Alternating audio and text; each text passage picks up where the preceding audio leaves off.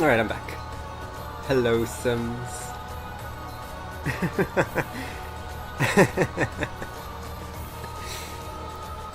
He hates frequent streams.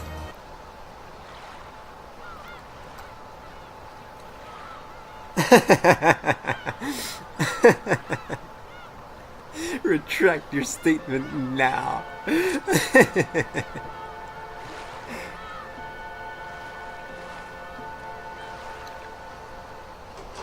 Yes! Yes, I forgot that we're gonna open with Kinso. Heck yes.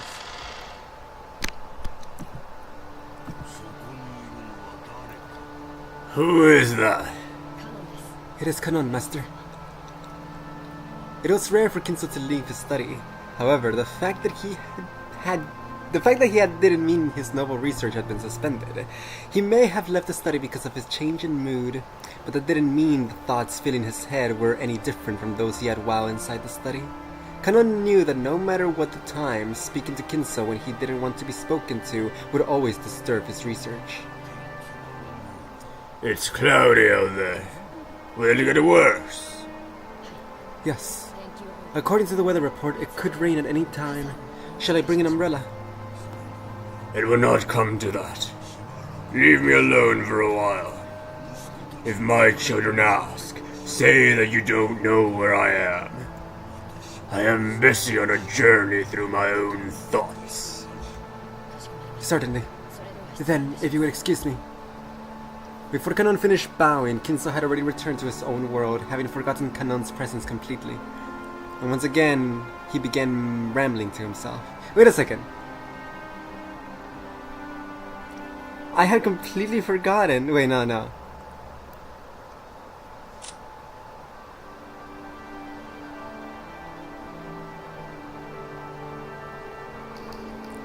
Huh. In the episode 1, didn't it say what time it was? In the game, it said a date. But now in episode 2, it's not. Weird. Is it because I was wondering that I could have just see what time frame this is to be sure of what's going on. Like, I assume it's a prequel, which is what makes sense, but I thought I could have confirmation, but it seems they have taken it out from episode 2. How odd. Something odd is going on. Let me check my notes. Because in my notes...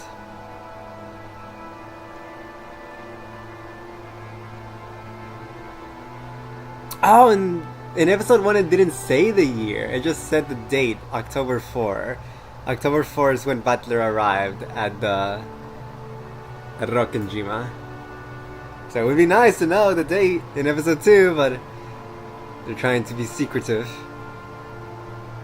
I cannot backseat Strummer. I don't have enough magical power. That is okay.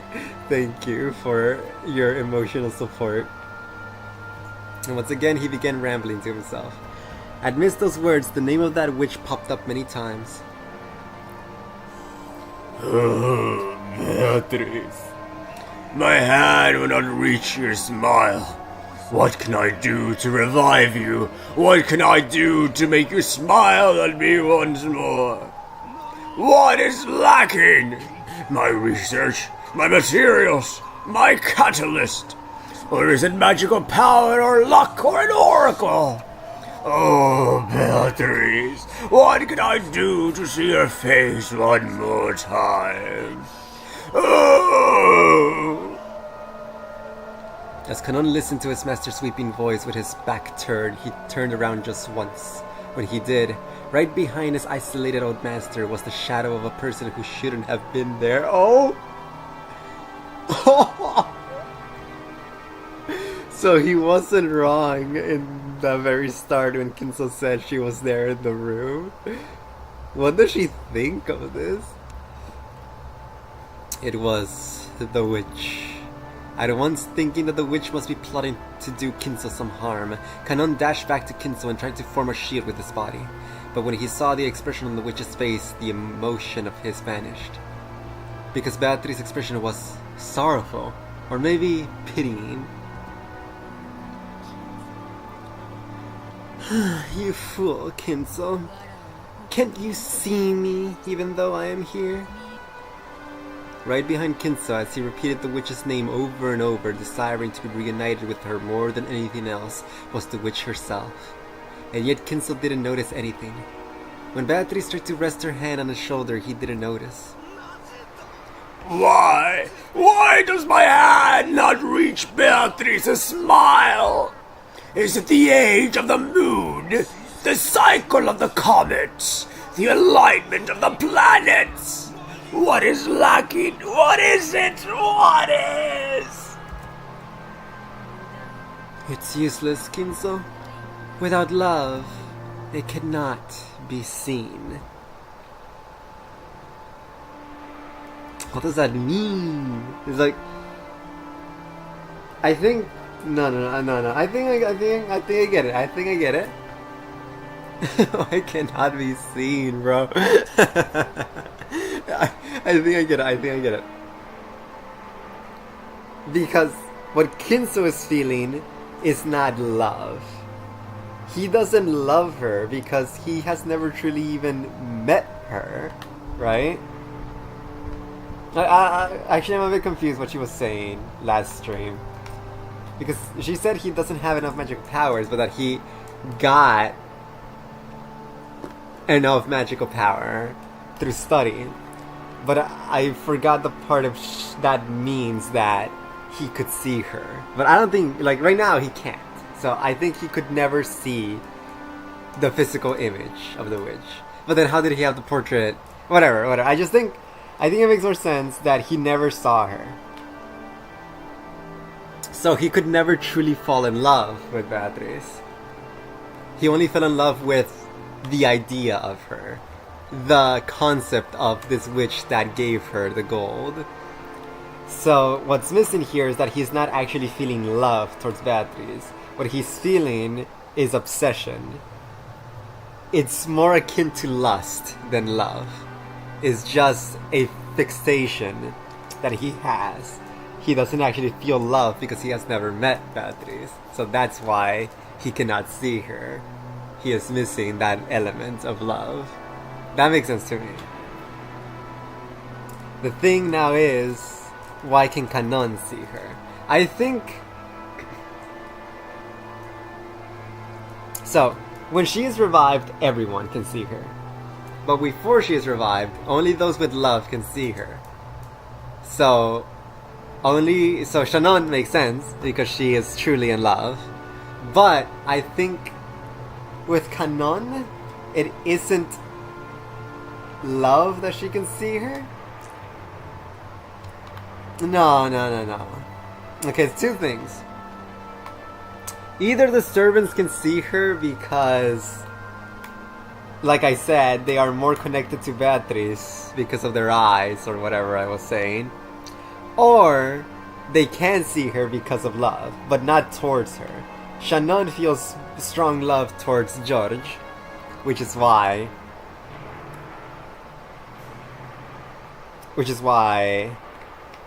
she can see her. But Kanon feels strong love towards Shannon, but not romantic love. She has never explicitly said it has to be romantic. It just has to be pure love. So what Kanon feels is, sibling love. He really, really likes her as a sister. So that's why he holds the love in his heart to be able to see Beatrice. But now I wonder, I forget if Natsuhi died before or after Beatrice was supposed to be revived. I think I can double check that.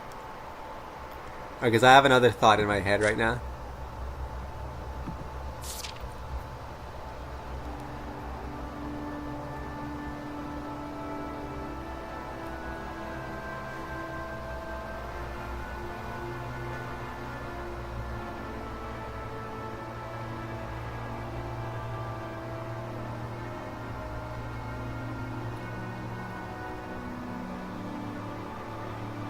No.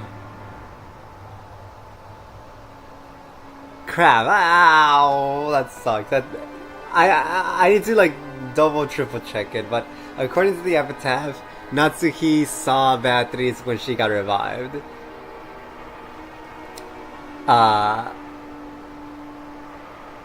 So yeah, it makes sense that Natsuhi would see her, but I was hoping. No. Never mind. I was too Natsuhi filled. Never mind. There's no need to double check anything. I was just too Natsuhi filled. Because I was trying to make a thing about how Natsuhi can also see Beatrice because of the love she feels towards her family and Jessica. But no, I forgot that last stream they made a point of Beatrice smacking Natsuhi on the head and she couldn't see her. But, you know, in my copium I can say that she only could see Beatrice after Kraus died because that is when she got into a position of being extremely motherly and protective. So that is when her love grew, you know? Copium. Anyways, can we play the game? Yes. Kanon took the brooch he had received from Shannon out of his pocket. By learning something new, would he become able to glimpse something he couldn't see now?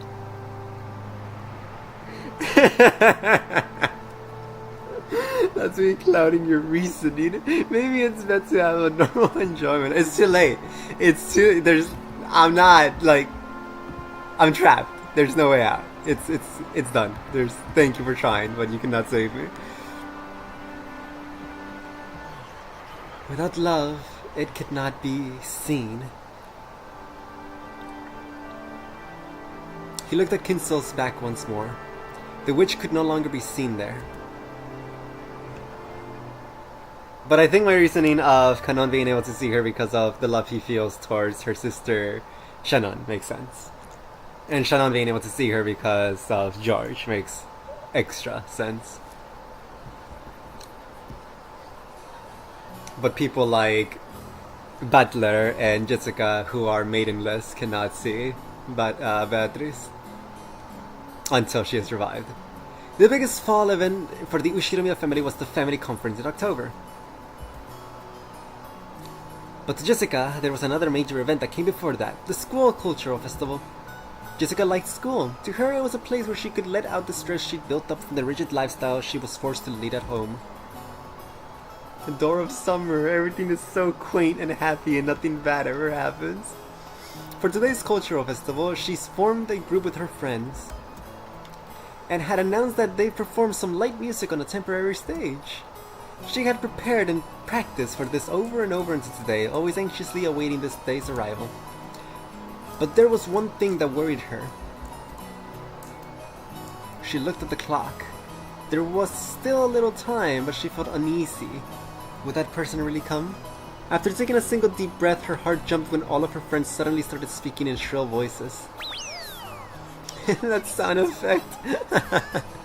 No way! Hina's boyfriend's so awesome! Isn't he? Friend's boyfriend looks really smart. Is it true that guy's a glasses beast? What does that mean? No way. My husband will be a pretty boy. It may not be like this for all the girls, but at least at Jessica's school, the cultural festival was basically a boyfriend exhibition. Jessica didn't have a boyfriend. She had many friends of the opposite sex, but no special only one. But Jessica was a little famous around the school, and everyone thought it would be natural for her to have a fitting partner. Furthermore, her pride had led her to pretend that this was true. She'd somehow managed to keep them fooled until this year, but for various reasons, she hadn't been able to escape this year's cultural festival. Oh, cute nickname. Jessie. Is your boyfriend here? Oh, that's a cute uniform. What? No, looks like he's not here yet. Maybe he's busy with work. So what kind of person is he, Jessie? At least give us a hint. What kind of relationship? Awesome, so he's a working man. Will he come in a suit? Of course he'll be wearing glasses, right? Go! Hey, he actually doesn't exist, right? If you come clean now, we'll let you join us. Let us cry together through this year's cultural festival. No. He exists. I told you he really exists. Jessica's bitter smile was covered with cold sweat. It was starting to seem doubtful whether she really had deceived her sharp-witted friends.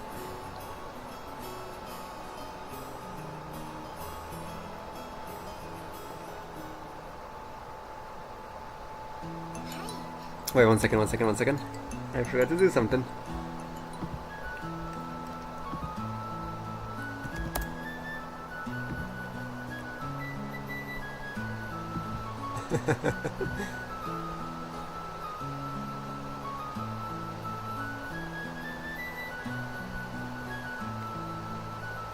Alright, I'm back.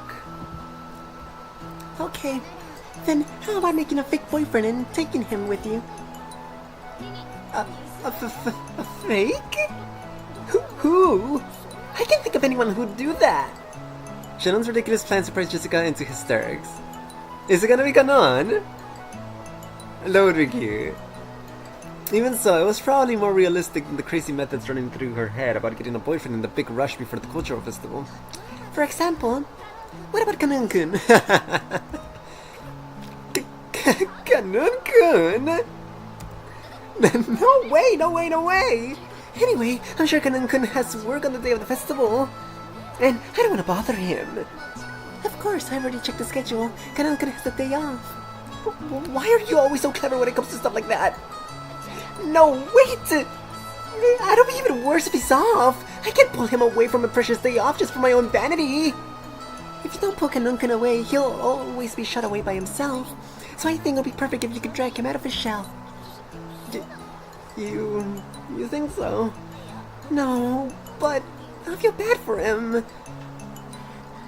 Then I guess you're out of options. How about meekly confessing to everyone that you don't have a boyfriend? True, it may be terribly embarrassing, but you only have to endure for the short and yet long time before graduation. To a pair of lovers, there's no sweeter honey than the face of a single person with an inferiority complex. What's wrong with her? Shut on, Gon! You aren't really worrying for my sake, are you? You're teasing me, right? Jessica wrestled about with Shannon, her eyes teary. But Shannon was unfazed, laughing with her usual smile. Yes, this is to get you back for making fun of me and Yoshi-sama all the time. Listening to Shannon's comeback, the likes of which didn't happen even once a year, Jessica hugged her cushion and rolled around on her bed, pretending to faint in agony. She couldn't stand Shannon's smile, which looked so triumphant, but right now, she was the only person Jessica could talk with. She could choke her to death with her cushion later. Is it really so bad, my lady? It's a cultural festival, but it's also a chance for you to have fun with Kanun-kun. That may be true, but... Jessica buried her head in her favorite pillow to hide the fact that her face had grown bright red. And she grumpily chewed her fingernail on her thumb. Oh god! I was already doing that when reading her lines. It really was a reaction to be appreciated. Shannon and Jessica were of about the same age, of the same sex, and friends. And they were both right in the middle of puberty. They could never talk enough about love. That's why they could talk freely about these topics to each other. So Jessica had heard a lot about how Shannon and George's love was progressing, and Shannon had heard a lot about what type Jessica liked, what kind of man she might be interested in. Judging by Jessica's reaction, it'll probably be rude for us to go into precisely what these things were. However, this story won't get anywhere if we just have Jessica rolling around forever, so let's dive in. Jessica had been thinking about Kanun-kun ever since he's shown up. It was extremely rare for young men to visit Ronkenjima. So maybe it was natural for Jessica, a girl in puberty, to develop an interest in Kanun. But if anyone said that, it would destroy the romantic ideals of a maiden's pure heart and love at first sight. Shannon had been with Kanun a long time at the orphanage, so she'd known him since before they started working. So Jessica had asked presently about what his hobbies were, what his favorite food was, what type of girl he liked. Even to Shannon, it was clear that Jessica was infatuated with Kanun. Come on, isn't this a good chance to take Kanun-kun on a date? But Kanun-kun might also have someone he likes, so wouldn't he take it badly if I made him go with me just to show off? People who aren't honest with themselves like you are. What was that word I learned from George-sama? That's right, I think it was... I think it was Sundara. Apparently, they'll be all the rage in a decade or so. Wow, George Nissan sure is incredible, managing to foresee future trends like that.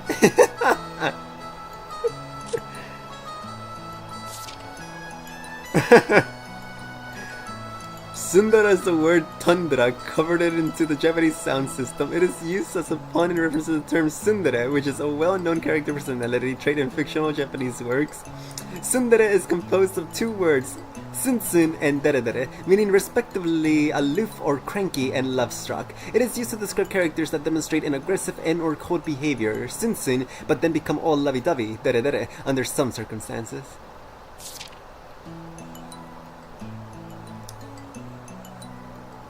When did that get added?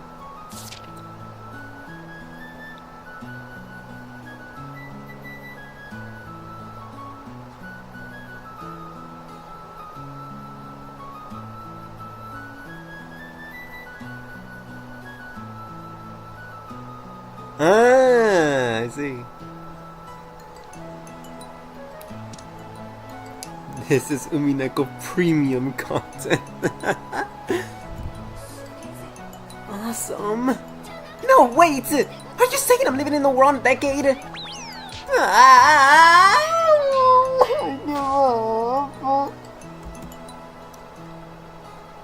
It took several days of wasted efforts, but in the end Jessica agreed to the plan of having Kanon pretend to be her boyfriend. Ooh, the outfit he's gonna wear is gonna be so good. Surely he doesn't take his butler out. Yes, my lady. Did you call me? Jessica regretted calling out at such a bad time. Kanon always looked sullen, but he had some bad days and some better days. Unfortunately, this reaction was the former.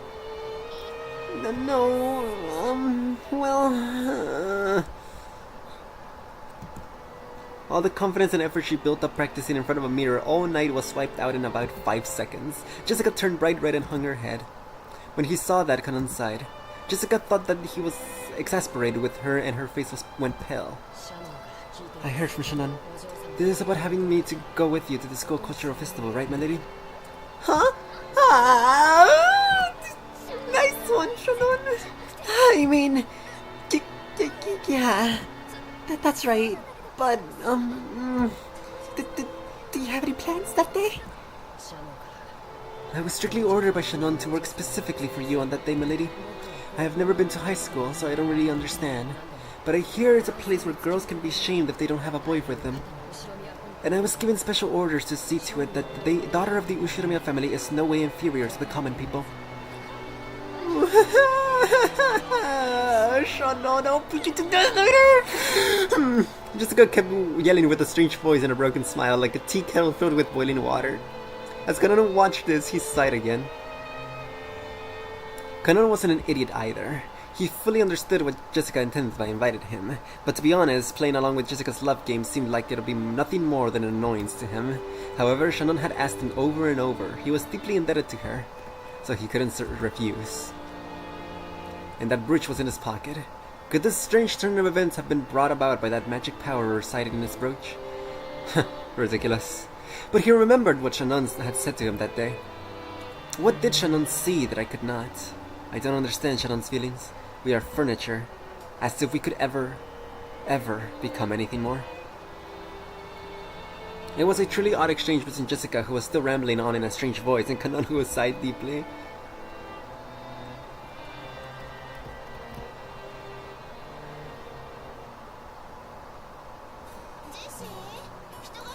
Jessie, someone's here. Didn't you hear? Huh? Sorry. Who is it? All my friends all gathered together. They were looking at this way with hard-to-describe expressions, whispering to each other in small voices that weren't small anymore. My attempt to play dumb felt pretty transparent, even to me. Did I really just say sorry? Who is it? Like I don't know who just showed up. It's useless. It's useless. My mind's going blank.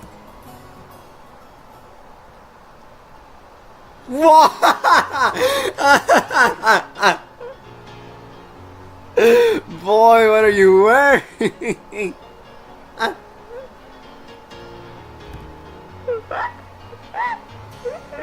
The drip.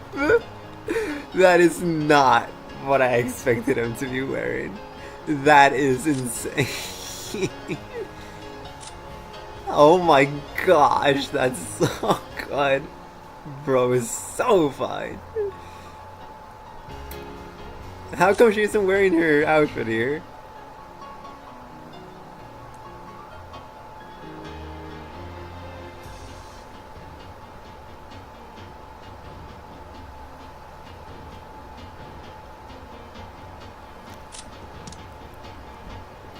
Interesting. Interesting outfit. Oh my god, is that just his boyfriend? He's so cute! Wait, he's real? No way, seriously?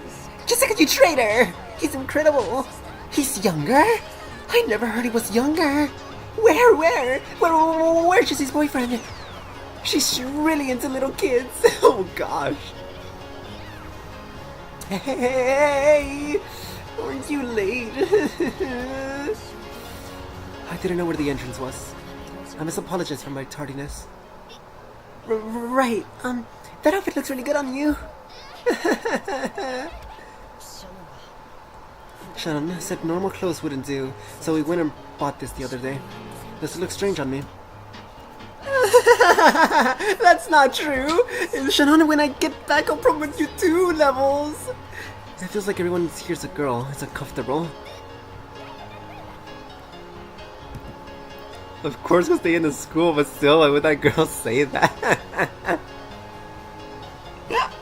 It was very strange. Yeah, isn't it? Come on, let's not hang around here. Let's go to the stage, okay? Because I'll be up pretty soon. Come on. Jessica seemed just as uncomfortable. It looked like being bathed in everyone's interested gazes was hard on her. When he saw Jessica's appearance, Kanan thought he might have made things difficult for her by coming. I get the feeling I'm getting in the way. Am I being a burden? I told you, no way! Please tell me at any time if I start getting in the way. Ah, no way! He calls himself Bunker! That's no way you get in the way, Kanan-kun!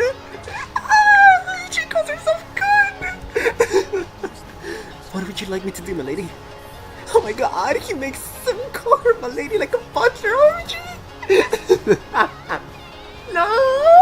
You can't call her milady today! Is that so? As you wish, Jessica-sama. Oh no! She's trying to call her Sama!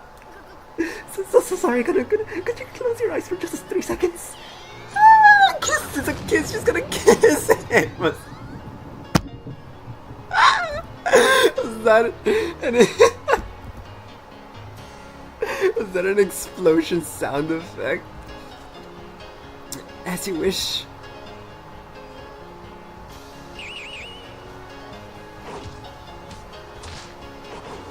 What is going on? If I could scream louder, I would do the unacceptables line right now. By the time Kanan opened his eyes, a horrible tragedy had occurred in the room. Everyone had been driven into the walls, their arms and legs outstretched. Jessica had slipped her brass knuckles back into her pockets before Kanan said, Anyway, let's go over to the stage. Our turn's coming up soon, so take a seat away for a bit. Cause we've gotta get ready. Go straight into the end here, and you'll see a temporary stage. You know where to go. Please wait there. She killed them. She pushed Kanan's back as he seemed to be having trouble moving himself and chased him out. Even though Kanan was confused by Jessica's attitude and her panicky state, which he'd never seen before, he followed her instructions and headed into the direction she had indicated. After seeing him off with an awkward smile, Jessica slammed the door shut and yelled loudly. There you go. You saw, right? You saw that. Are you happy now? Sucks for you. I lost the bet. I was sure Jessie didn't have a boyfriend. Are you sure that was her boyfriend? I'm sure she's just abusing one of her servants, right? Jessie's boyfriend's incredible. Shut up! Come on, let's get ready. When Jessica took the brass knuckles out of her pockets again, everyone energetically returned to their tasks.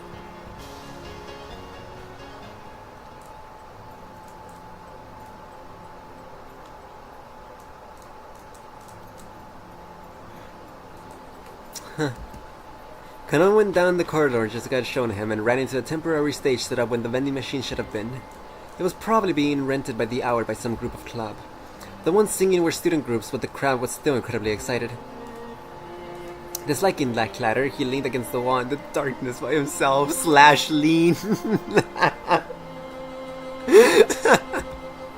So this is what they call high school. It sure is noisy. That's what Kanon thought.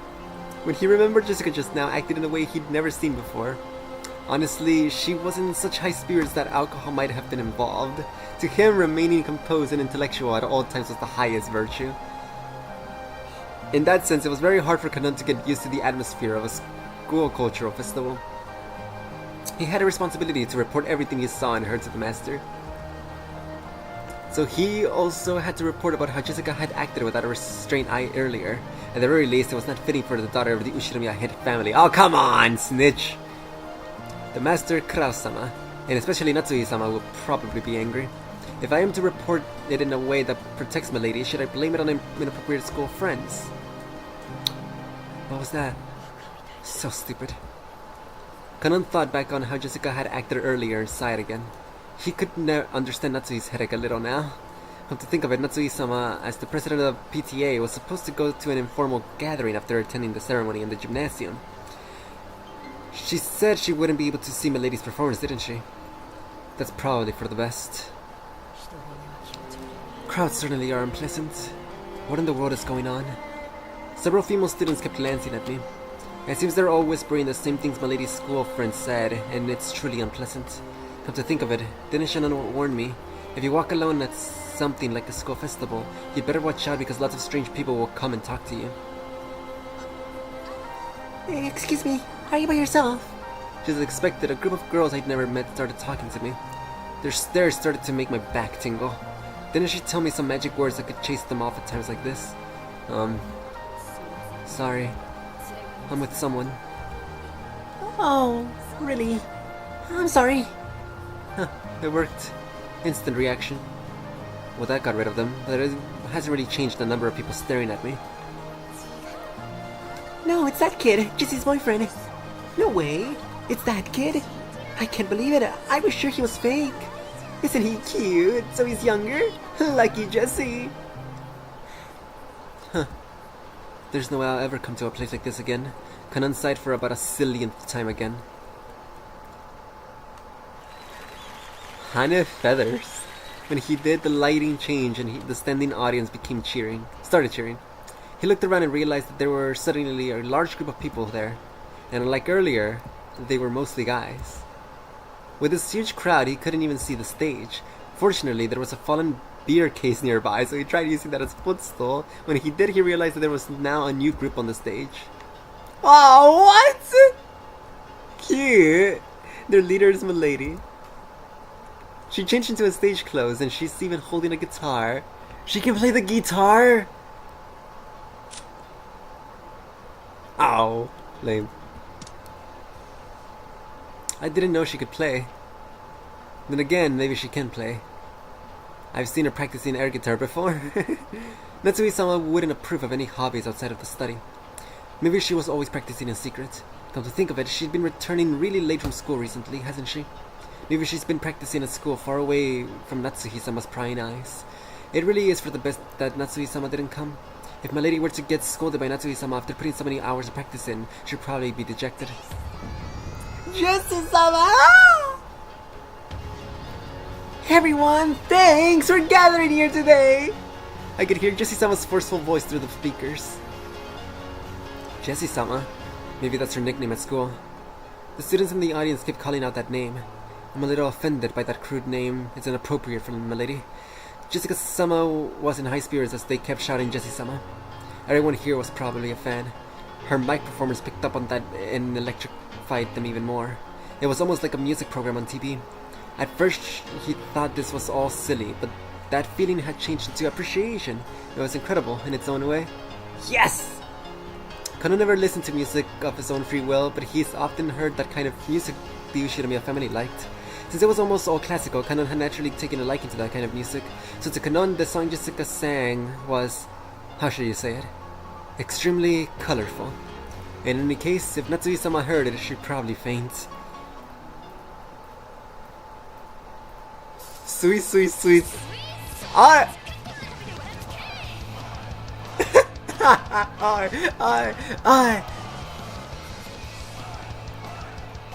Wow. Okay, we're gonna listen.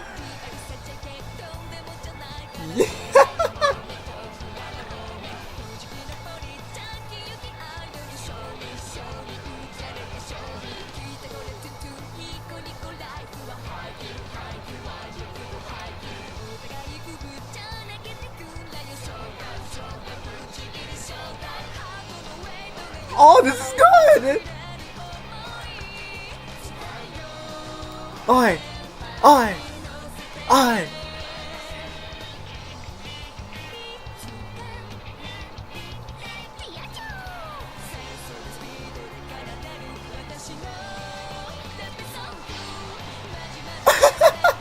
Turn it off! But everyone looked like they were having a really good time. Some die-hard fans who had even brought up pen lights sang along and danced crazily with the same movements, almost as though it had been planned ahead. On the stage, Shizuka-sama also sang enthusiastically, dripping with sweat. He couldn't find a single element that was inappropriate for a daughter of the Ushiramiya family, but it looked like so much fun. Jessie-sama! Jessie! Oh crap, if I knew I would have ended it, I shouldn't have continued. That was really nice. Again, today behind me, the sound of footsteps. Oyashiro-sama is stalking me. Curses wait, is she singing? No. Curses, disappearances, sacrifices, torture. Oh, Onika Kukishi. Does that make a good snack? Don't say Marisa. I must not go along with it, but at any rate, Milady is full of life and looks like she's having a great time. As I watched Milady enjoying herself, I thought, could this be Ushiramiya Jessica's true nature? Don't I know better than anyone that during her life on Ronkenjima, she's had no choice but to kill her sense of self. So the time she spends, not as Milady, successor of the Ushiramiya family, but as a singing girl called Jessica, living life to the fullest, must be very important to her. I've worked close to Milady, seen her in all seasons, and thought I knew everything about her. But that was all limited to one side of her, the Milady of Ronkenjima. We are furniture. We serve on Ronkenjima and end our lives on Ronkenjima. So I've come to think of Ronkenjima itself as our whole world, as though in Ptolemaic theory, the ocean spilled off the end of the world into an abyss. But when I look at Milady like this, I can see how horribly narrow that outlook is. I still can go along with the excitement of the crowd, but I feel like I can see something that cannot be seen on Ronkenjima. I'm not sure if this is the unseeable thing Shannon was talking about, but the ocean still doesn't look blue to me.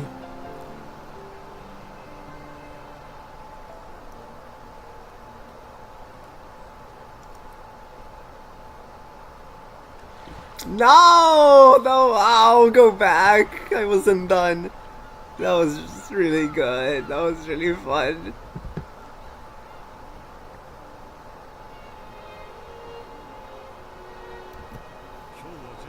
Oh, nice Kraus.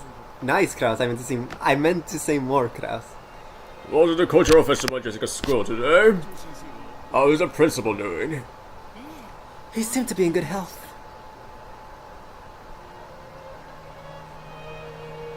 So I was gonna jam, but that was the wrong song. I have no earthly idea what you are conversing about. I'm sending what really happened in Golden Land 3.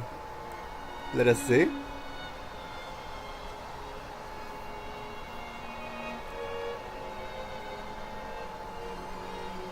What is this?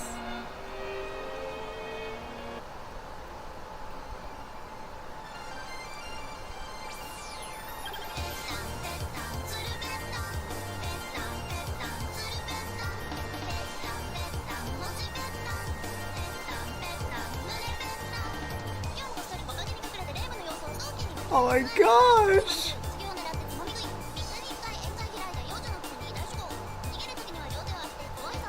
Wow, wait, that...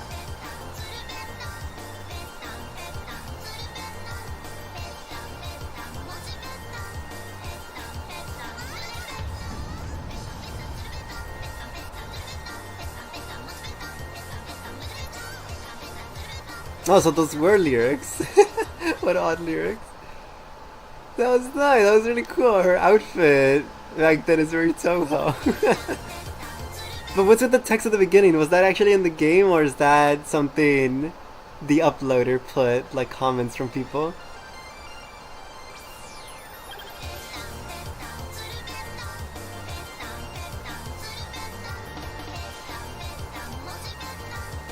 I mean, there's ASCII art in there, so it has to be comments, right?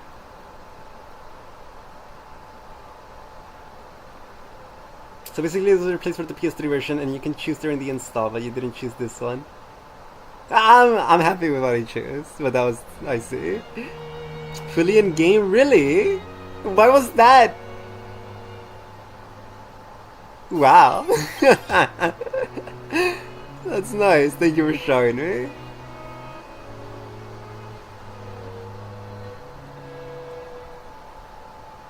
He seemed to be in good health. That's right. Diet member Takemiya was also there. He said to give you his regards. Because Ryukishi wanted to replicate the comments. Ah, that's so cute. That's really whimsical. I like that a lot. That makes a lot of sense. That's really nice.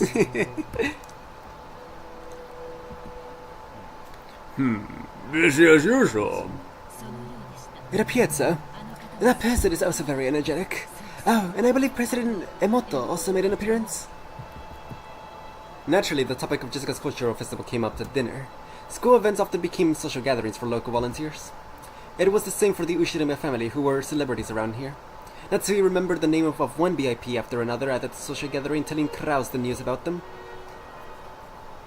Jessica didn't really have any interest in that discussion and really slurped her pumpkin soup. Also, in the one I played, the comments going across the screen were in English here. Let me find this question. Oh! That's really cool. How thoughtful. I'll wait for you to send the first before I get my thoughts. That's really nice. Yeah, because that's really thoughtful, and I appreciate that they translated that too. But I really do think that that type of scrolling comments on really old Nightcore videos and all that is just such a Japanese thing. So I think it's much better that it stayed in Japanese. It's not the same in English. It's just such a iconic imagery. That's really cool though. They care. Millie, perhaps you ought to take more care with your manners. Yeah, sorry about that. Jessica, how many times must I tell you to watch your language? Yes, ma'am. Jessica answered, discouraged. When he saw that, Kraus smiled a little and pushed the conversation with Natsuki. How was the festival for you, Jessica? Huh? Well, it was okay. I was watching. You did an excellent job. Wait. Real? Screenshot? Huh? Well... Jessica's face turned bright red. She probably didn't imagine that Natsuki would actually come to see her on stage. She felt a mix of happiness and embarrassment. Actually, she hadn't really wanted her mother to watch since she didn't want to be told that her music was inappropriate for the Ushirima family. But it certainly didn't make her unhappy to hear a parent say she'd done a good job after watching her try her best. Jessica acted with both composure and dignity. I thought so. That's why I said real, because I don't think she actually watched. But let's continue. Fitting behavior for the student's representative. Oh. Yeah. That smile that had been there until a second ago crumbled like sand. Jessica immediately realized that her mom was talking about something different. Sigh. I thought so. Oh. See, when Kraus dies, that's when Natsuki would go to the concert. I'm just saying. I'm just saying. Jessica was also the school student president. Oop, wrong button. I've been playing a few RPG Maker games recently, and in most of RPG Game Maker games, you click said as the confirm button, but here, clicking it opens the menu, so I keep clicking it to continue. -3 aura out of 1 billion Natsu has in your eyes. That's true. That's true. That's true. She can do no wrong. She had no interest in doing something so annoying, but her parents had been pushy, so she grudgingly accepted. Unfortunately, she was popular at school, so she won that election easily. So Natsui was praising her for the student council sponsorship ceremony at the beginning of the cultural festival. Actually, she had just carried that out half-heartedly. After that, she immediately met up with her friends and held a stage rehearsal for the rest of the time. Their experience of standing above people and bearing responsibility will surely prove useful in the future. I'm sure it will help Jessica mature as a member of the Ushirimiya family. But you rushed a little while giving the greeting. You get a pass on content,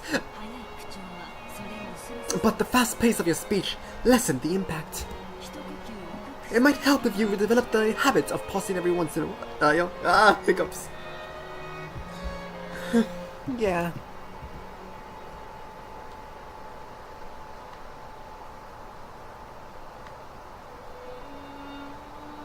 After finally finished eating, Jessica didn't feel like going straight to her room. Her room was basically the place her parents had ordered her to be. So perhaps for Jessica, instead of returning to her own room, being in an unknown location in this large mansion was the meager form of resistance. Huh? Is my mouse not on? There we go.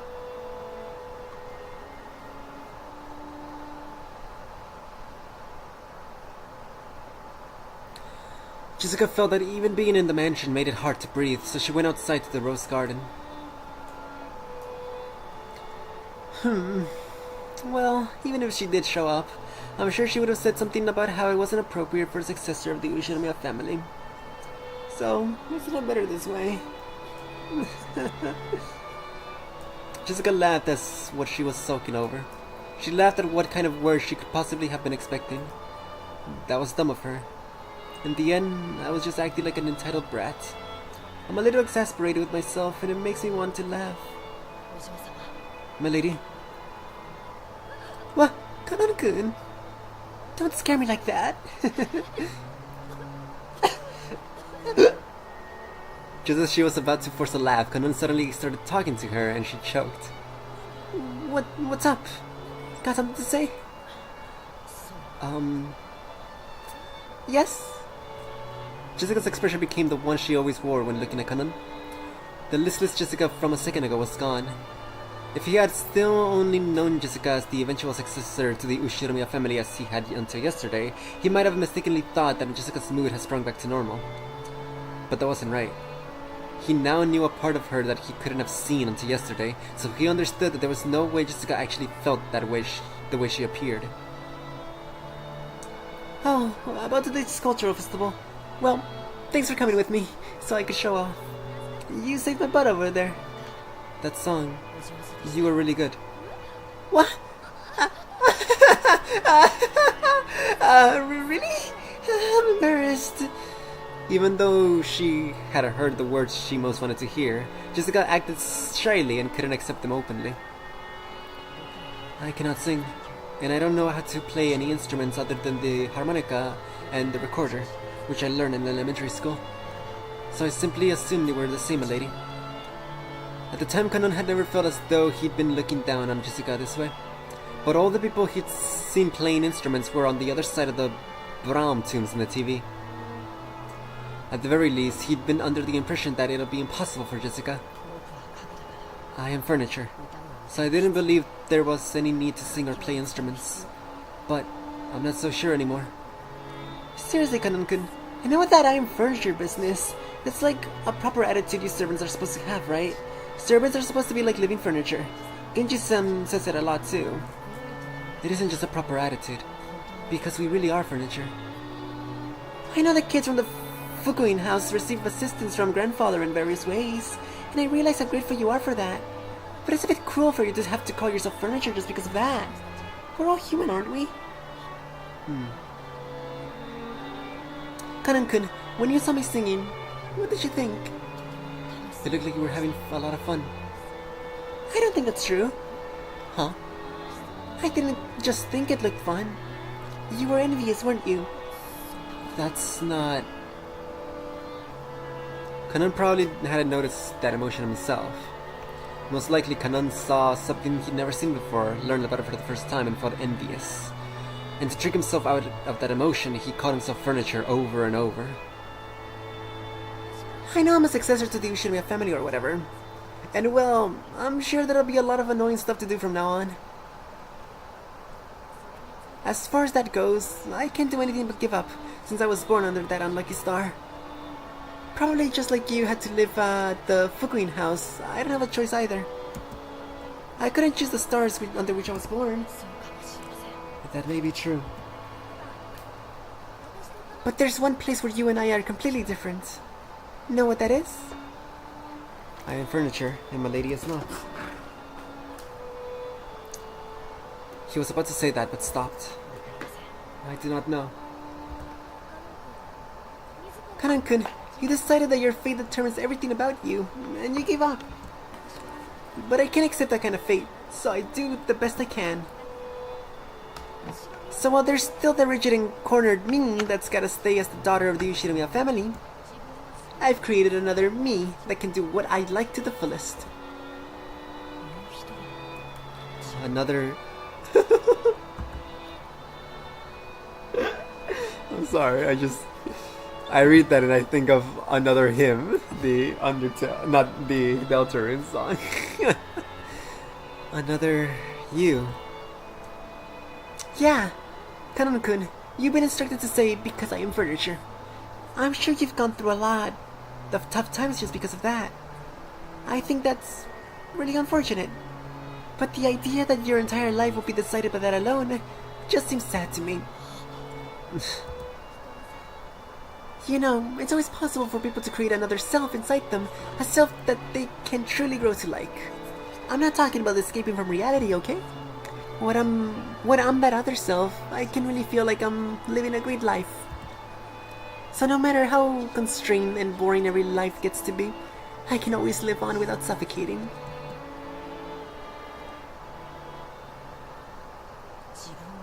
To make another self inside of you that you can truly grow to like. To make another me, one that isn't furniture. Through her relationship with George-sama, has Shannon given birth to another self that isn't furniture. And that this other Shannon sees something that cannot be seen by the furniture. That's right. Well, I don't know anything about your private life, Kanan-kun. But I can sorta guess. Your private life probably doesn't exist at all. Am I right?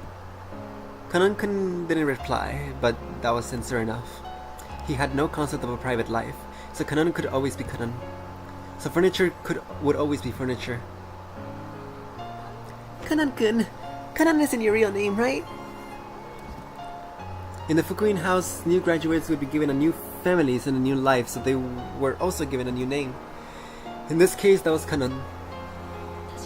Certainly, this name of mine may be a temporary thing. Before he had thought of himself as Kanan and no one else, but he remembered. There definitely had been another self that wasn't Kanan. But that wasn't far away, beyond the distant fog of oblivion. So even for you, it shouldn't be okay to have times when you're Kanan-kun and times when you're not. Maybe when you act as a servant, that Kanan-kun calls himself furniture and strictly limits his own will. But when you aren't Kanan-kun, I think it's okay to live much, much more freely. Those words definitely weren't just lip service. Jessica had also been like this in the past. She had cursed her own birth into an environment different from all of her friends at school. Only she had been in a heavily constricted environment, forced to learn all sorts of things. And she had even been told whom she was and wasn't allowed to play with. It may have been sad, was she given up, resigning herself to the fact that she'd been born under that kind of star. But one day, Jessica stopped giving up and surrendering. Stuff like Ushiramiya family customs and pressure didn't matter. She created a real Jessica inside herself, one who could do what she really wanted to do. You know, I go by the nickname Jessie at school. When I'm Jessie, I live life honestly and to the fullest. And because of that, I can do my best when I'm Jessica too. Would it really be so bad if you could also have times when you're canon and times when you're your real name? When you are canon, can you try becoming another self that you can like? A time where I'm not canon.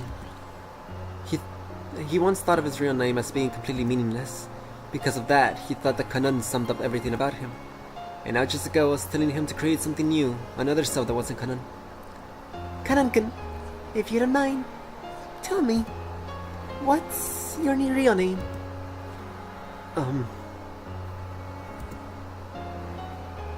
He was silent for quite some time. Maybe Kanon's real name had risen to the tip of his tongue.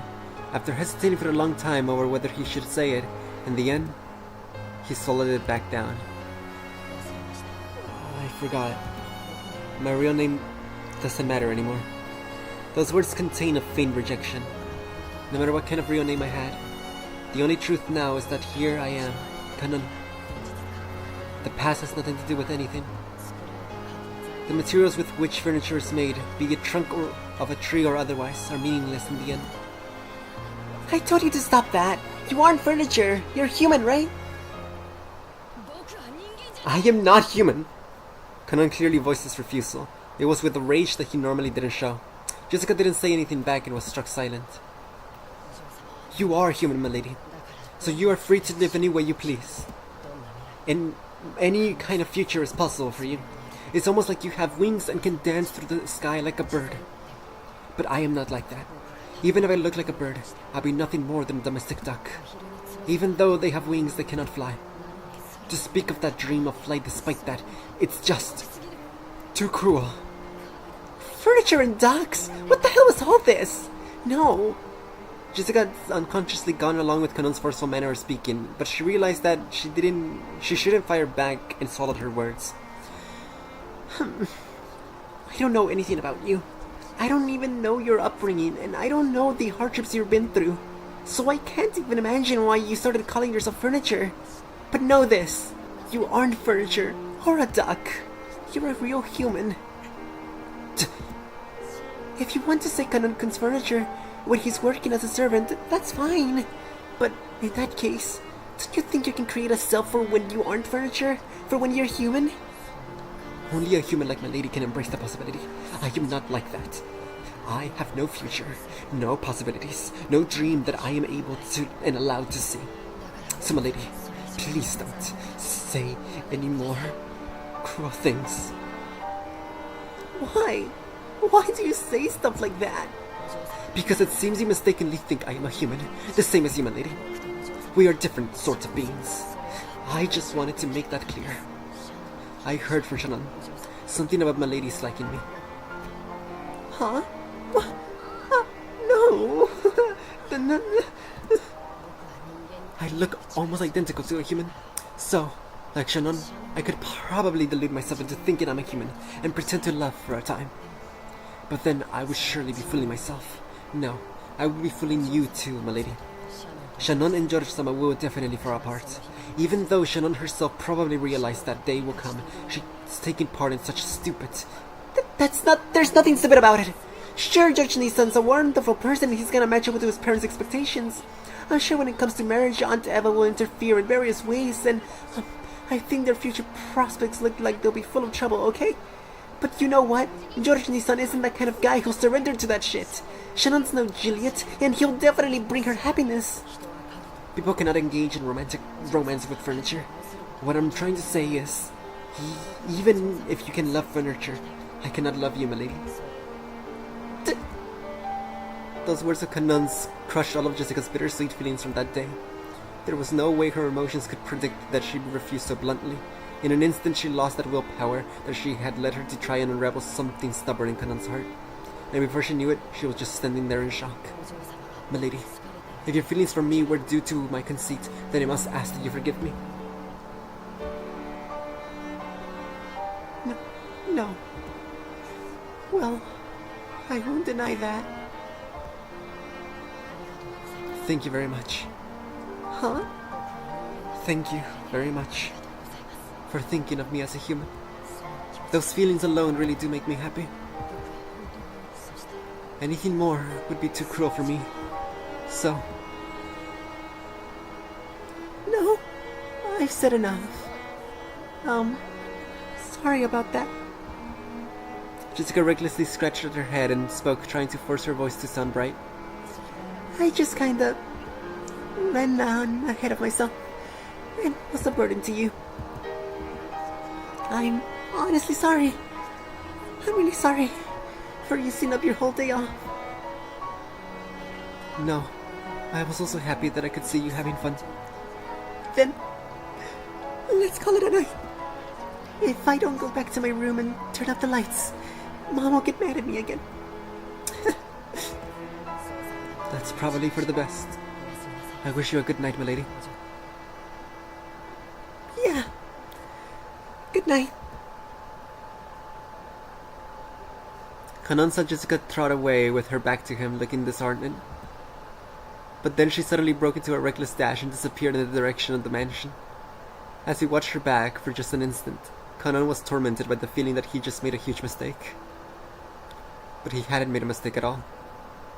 He had been forced to refuse her now for her sake, while the pain was still at its smallest.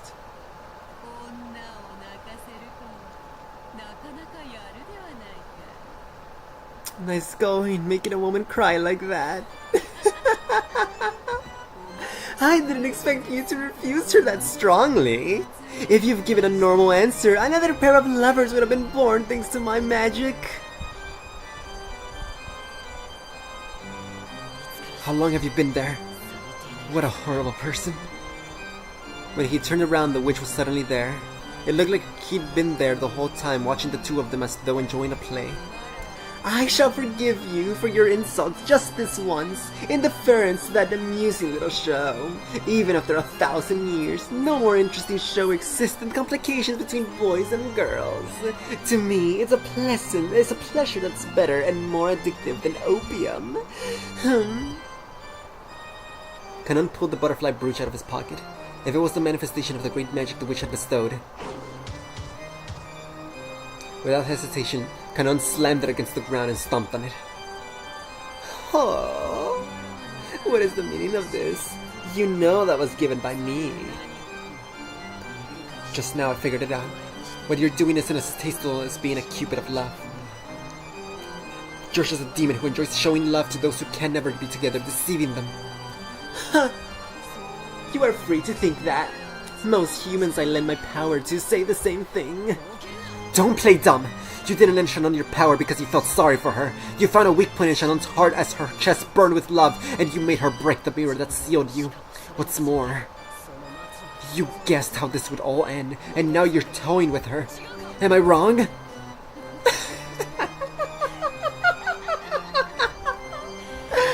Furniture has a thoroughly pitiful existence, so you have no dreams, no future, and even no love. Good, good. There is nothing better than knowing your place.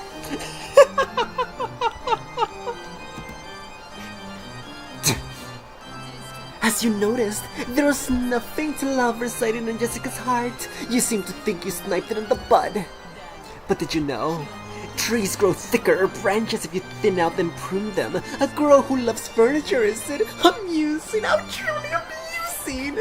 Shannon and George will also eventually reach a stalemate when their unfulfillable love ripening into the sort of large fruit I love. However, regretfully, it seems to be going so smoothly for those two that it's hardly entertaining anymore.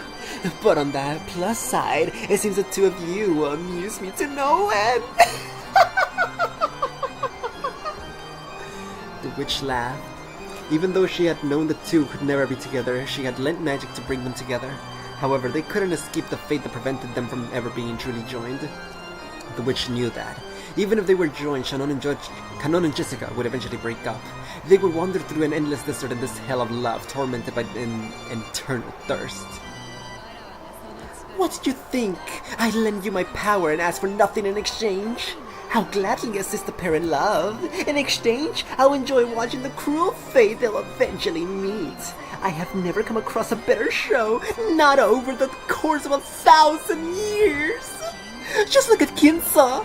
See how he ended up, an old, pitiful man who learned the taste of love before being thrown out of paradise. Look at how he lives like a dead man that cannot fully die. You truly are a witch. Disappear. Get out of my sights, demon. Oh, I would disappear even without your prompting. My power still hasn't returned. It is still tiring to continue showing myself. I overdid it when I gave you lovers my power. As I am now, it will not be easy to maintain that power without that brooch as a catalyst. Kanon ground his foot even more into the stumped brooch. He felt it break under his foot. Then it evaporated like water, and changed to butterflies that sparkled gold fluttering out from beneath Kanon's foot. Maintaining this form is quite painful for me as well. I will hide myself for a time just as you desire. My magical power will rise as surely as the moon and the tides. And eventually, a fitting time will come for my revival. I know not in the slightest whether that will be tomorrow, next year, or even 100 or 1,000 years in the future. But as long as there are those who entertain me, I will surely gain power and revive. I will disappear for a short while, until that time comes. The bruise on the palm of your hand is already gone. So if you wish, tomorrow morning, you can let my existence vanish, like an illusion, or a dream. After all, nothing saddens me more than being forgotten. However, I will surely be revived. Be on your guard, so that when you will not regret the days coming when it arrives. I will surely have my second coming and rule over everything as this island's true master. That is the time when the door to the Golden Land will be opened again. The greedy dead will surely wake me. You talk too much. Disappear now, Golden Witch.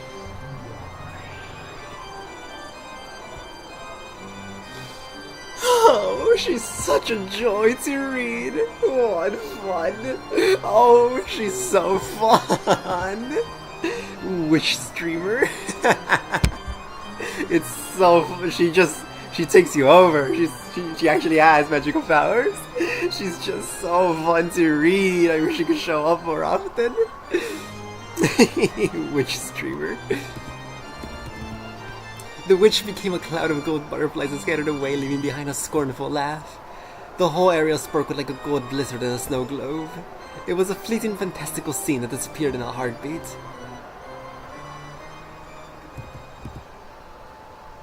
Ah, what a delight. The witch could no longer be seen. However, Kanon felt like he could still hear the shrill, unpleasant laugh. Whoa! Scorpion guts. Ah, how amusing, how truly amusing. Why is the human world still so amusing after all the years I've been away? Go mad with love, go mad with gold. Those who don't go mad from one of the two are not human. I see. So that's why the word furniture is so fitting. Furniture is created to serve humans. And I cruelly treat humans as playthings to save my 1,000 years of boredom. What is truly amusing three-way deadlock that I cannot control furniture? Kinsa, you fool! What a truly entertaining scheme you worked out! Furniture, you fools! Just you try and see if you can fell me! Tonight, 2 seeds of love have been sown, including the one already sown. That makes 3.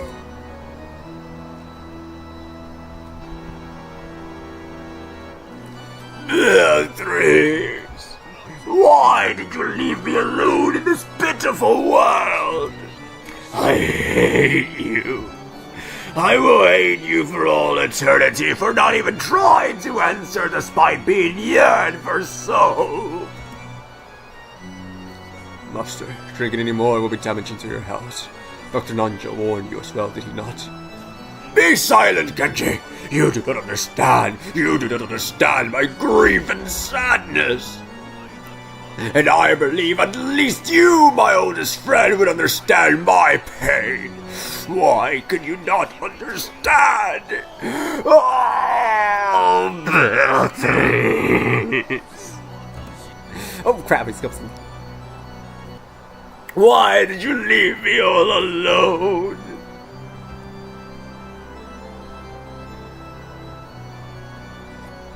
Oh. What the hell do you mean, furniture? I don't get it.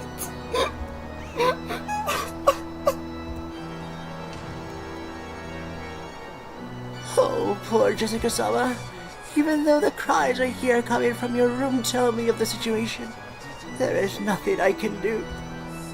This is all a tragedy due to a pair who are too young, getting too close when the positions of their birth are too distant. I can do nothing but understand Milady's feelings, hide my footsteps, and quietly walk away.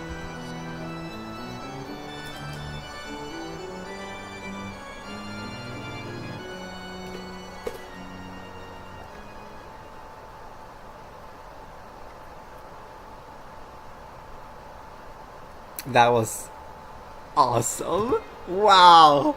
This is so good. This is so good. I just ending that chapter just showing how much Beatrice ruins lives just by barely existing is incredible. It's ooh, this is so good. That was incredible. That was incredible. This is so good. This is so good. I get it now. I get it now. This is where the real Umineko begins. Umineko good? That was incredible. Wow. Oh man, my heart hurts. Oh, leave them alone. Oh, Jessica. Oh, that was so good. That was good. That was good. That was good. Streamer immediately gets something stuck in his throat and gets appears on screen. I just very quickly chug a bottle of honey to make my throat all what's the word? Tighten. Alright. I say one more scene and then stream shall be over. So whenever this little date ends. What? I keep pressing said. Alright, let me check if anything has changed in tips or characters.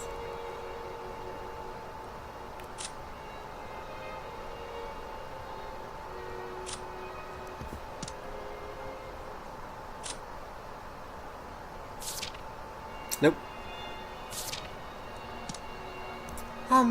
What? What do you mean by that? George-san.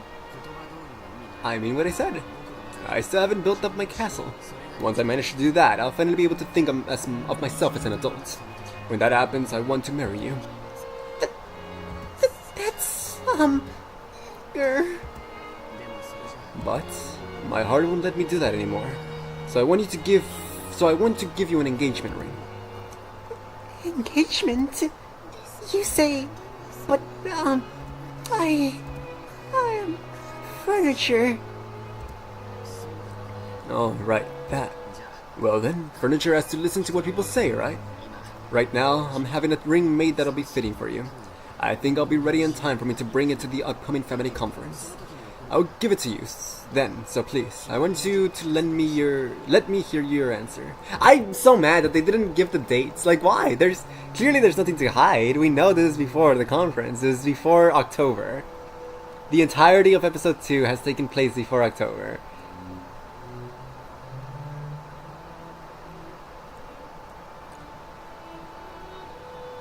I'm going to assume that when the episode started, like when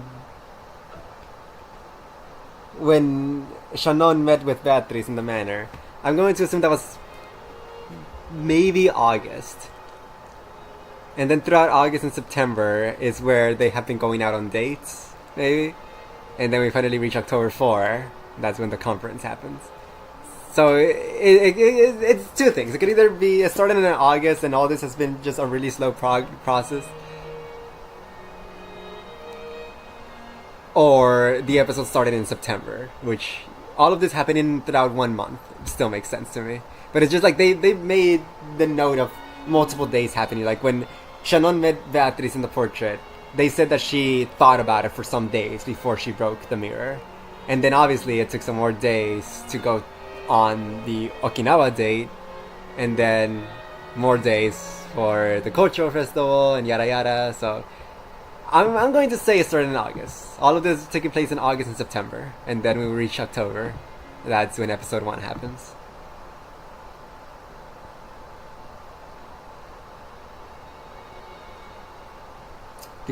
Beatrice killed the clock with magic assault. Remember, everyone dies, the clock did too. I have no memory of this, but a kinda like faint memory of the clock breaking. I believe you. So weird. Very weird. It's just how much are they planning to mess around with time trickery? Is it as simple as just a straight timeline where we just went back in time? Or is it some Dark Souls thing where time is relative and what's happening right now is actually happening in the future, in the past? And like we have Bernkastel, who basically lives her life like that. Her time is actually relative because she can see into the future. So she's living in the future while living in the present. It's all it doesn't make sense. So maybe that's what's happening here, because Bernkastel gave us a little bit of her power by giving us the tip. You never know. This could be Dark Souls right now. All of this could be fake. Honestly, yeah, like who's to say she actually turned back the clock? What if we're still in purgatory and she just made up a new dimension to relive these moments to see if anything changes? But like, we're just in some other dimension. We're in her puck dimension, like in the tea party. Like, we don't know. Good thing you believe me, because I'm joking. You are the most trustworthy Ruby Tomatoling. You mustn't do this to me. Just meaning with none will be left alive epitaph. That mean the clock too. The clock doesn't actually. Okay. I thought I remembered some imagery of when when episode 2 started, of the clock breaking, because like in DSR, how the clock shows up and it starts rewinding. Like I thought like some imagery like that appeared, but it broke. I had like a faint imagery of that in my head, so I believed you. Yeah, something without love, it cannot be seen. You cannot process the passage of time without love. Ain't that the truth? I don't remember what I read here. Okay. Right now I'm having a ring made that will be fitting for you. I think we're ready for the... I'll give it to you then. So please, I want you to let me hear your answer. If you accept, then I'll proclaim our engagement right there in front of all the relatives, including grandfather. George-san. I'm sure some people won't approve of our relationship, but there's no need to look at their faces, because you only have to fill your eyes with me. I will definitely bring you happiness. That's the one thing I can promise you with certainty.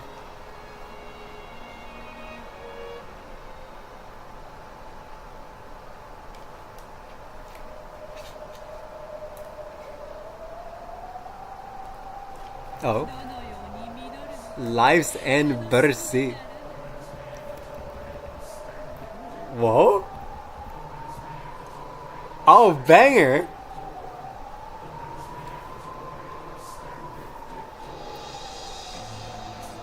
Oh. Oh, I really like this one. I just can't wait to see how it will ripen. The gold butterflies do not swoop upon the juice of overripe and rotting fruit. I cannot wait for the day of harvest to come. Is the time of my banquet here yet?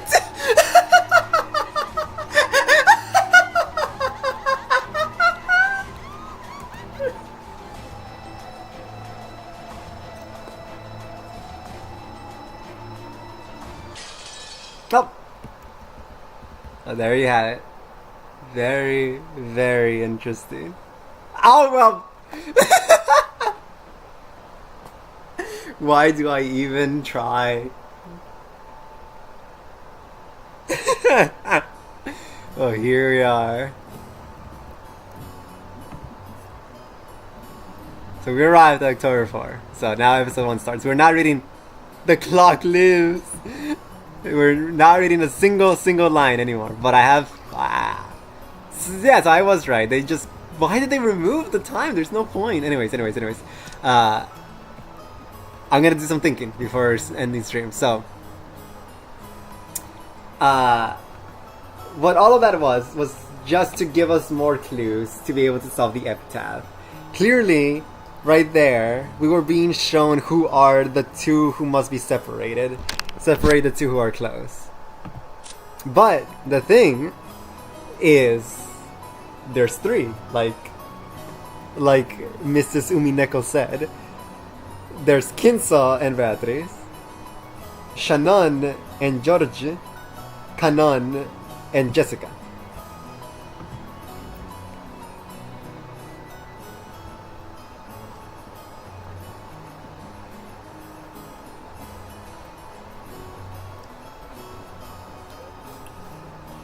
Okay.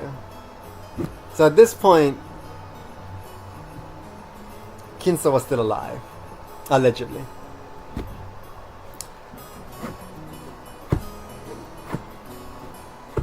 And Kanon didn't die until way later. Jessica didn't die. So the ones that died last time were George and Shannon. But that went bad. So I'm assuming we didn't do right in the riddle there. Which means that we need to separate. Because I think the game wants to trick you into thinking that the ones that need to be separated are Kanon and Jessica. So I think it's very likely that in episode 2, when we relive all those events, Jessica and Kanon, one of them will die in the second Twilight. But we will still get a bad ending because that wasn't what's supposed to happen. What the riddle means is that you need to separate Kinso and Beatriz. I think that is what that means. So I'm putting my stocks in this. Those who are close that must be separated have to be Kinso and Beatriz. And it makes sense because when they are no longer in play, then the rest of the tragedies cannot happen. I don't know, I'm not making much sense, and I don't really like my explanation either. But it's something. I think, like, that's what I got from all of that we just experienced, that they were showing us clues to be able to figure out the riddle more.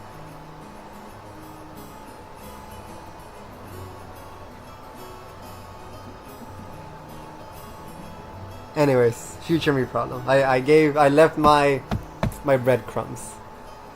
My thought processes. Indeed. So for now, that is all. May we see each other sometime soon. I will not disappear forevermore. Thank you, Sems, for watching, and any other stalkers or, what's the word? Lurkers about. May you all have a wonderful day. Bye bye.